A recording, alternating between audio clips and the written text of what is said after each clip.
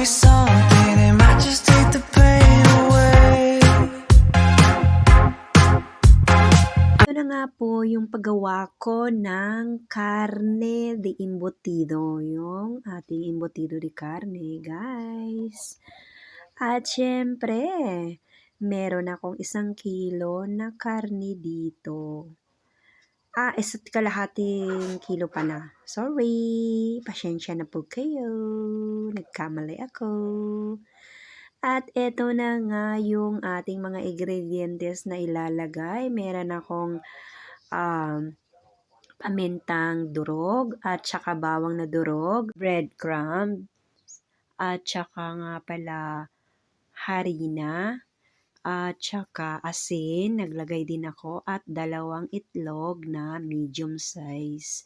Guys, yung ating panrayaw or breadcrumbs ay naglagay ako ng 5 kutsara, at saka yung harina pala ay naglagay din ako ng kumbaga 4 na kutsara. Yan ang nilagay ko, guys. Kasi kailangan maglagay tayo dito para dumikit siya. At saka kailangan talagang pampalasa din to, guys. Okay, kasi kung hindi kayo maglalagay ng ganito ay baka madurog yung inyong karne kapag hinihiwa ninyo. At syempre, ang sinasabi ko nga kapag kayo magbibiyak ng itlog ay wag doon sa pinaka ilalim yung karne or yung lalagyan natin ng ating itlog, kasi pag nabasag yun, syempre ay mahuhulog yung dumi or kaya naman yung balat ng ating itlog. So, kaya mas mabuti ng ibitaran natin or ingatan natin yung pagbiyak ng itlog para naman hindi malagyan ng ating ng dumi or ng ating balat ng itlog. Okay, guys? At saka eto na nga, at syempre halu-haluin natin siya dyan ng konti. At naglagay din ako nitong ating sibuyas chino, ang tawag dito, pero kumbaga sa atin sibuyin, parang ganun, yung ganun. And then yung dahon iniwalay ko muna, guys. At yung eto muna yung aking sibuyas na ilalagay. At siyempre lalagyan natin ng sibuyas na normal at saka bawang. Okay, magpipikar din tayo nung ganun. Pero kung meron kayong pikadura na ganito na imbis kayo, guys, anong tawag dito, maghihiwa, kung meron naman kayong machine na pang pikar or grinder or kaya meat, yung pangpikar ng karne, yung ganun, pwede naman po itong gamitin ninyo, okay? Para hindi kayo mahirapan maghiwa, kasi syempre yung mga ingredients natin ay hiwain natin ng maliliit or pinong-pino. Kagaya nitong bell pepper at saka yung bell pepper na green and then red, and then yung sibuyas, yung bawang, yung carrots, 'di ba? Maglalagay tayo ng mga ingredients na ganyan. At syempre hiwa-hiwain natin ng maliliit. At pag nailagay na natin lahat yung ating mga ingredients, guys, syempre haluin natin ng haluin ulit. At pagkatapos, lagyan din natin ng konting toyo at saka mantika. Nakalimutan ko po yun na i-explain sa inyo, pero nandun naman po sa video. Okay po. At saka yung paghiwa nito ninyo ng mga ingredients ay hinay-hinay lang. Kasi alam nyo naman yung kutsilyo, nako, hindi nyo alam kung makikisama sa inyo ng maayos. Minsan, alam nyo ng aksidente. Mahirap na magtiwala dito sa kutsilyo. Itong kutsilyo parang ahas to di ba? Nangangagat din to, at saka alam nyo na, nahirap na, kaya ingat-ingat din po tayo. So, eto na nga, at kapag nailagay nyo lahat ang mga ingredients, guys, ay tikman nyo ng konti. Tsaka nga pala, nilagyan ko din 'to ng konting asukal guys, mga 2 kutsara. Kasi depende sa ilalagay niyong asin, yung panlasa ninyo kung matabang or maalat. At kung gusto ninyo naman na may pasas ay lagyan ninyo, at saka green peas na or gisantes ang tawag namin dito, lagyan nyo rin siya. Kasi guys, yung anak ko ay ayaw ng pasas, kaya hindi ko na siya nilagyan, at saka yung gisantes natin. Kasi alam nyo, yung ingredients na rin yan ay, syempre kapag hiniwa natin, napakahirap din kapag may pasas, 'di ba? Minsan nadudurog yung ating karne. At saka sinasabi ko nga sa inyo, guys, huwag kayo maglalagay ng patis. Ingatan nyo na huwag na maglagay ng patis. Kung pwede lang, maglagay na lang tayo ng abi cream or chicken cubes or beef cubes. And then yung pampalasa ninyo na iba, pwede rin naman po yun. Pero wag na po tayo maglagay ng patis kasi mahirap na po, 'di ba? Alam niyo naman, magkakasakit tayo. Ayan, paulit-ulit nagsasabi ako sa inyo na kailangan mag-ingat tayo. Hindi ko sinisiraan ang pabaykaan ng patis o kung ano pa man yan.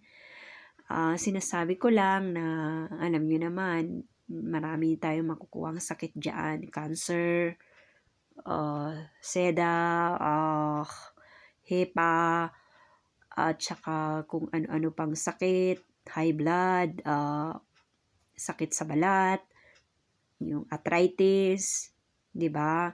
So, yun lang ang pwede kong maisabi sa inyo. Mas maganda nang nag-iingat tayo dahil alam niyo naman kung saan gawa ang patis, guys, 'di ba? So, ito na nga, nagmumuntar na ako ng ating imbutido kung paano ko ibabalutin. Papakita ko sa inyo, guys. Yung paggawa ninyo nito ay depende rin po sa size na gusto ninyo or sa laki. Ako ay katamtaman lang po yung aking ginawa. Nagawa ko po ito ay 12 peraso.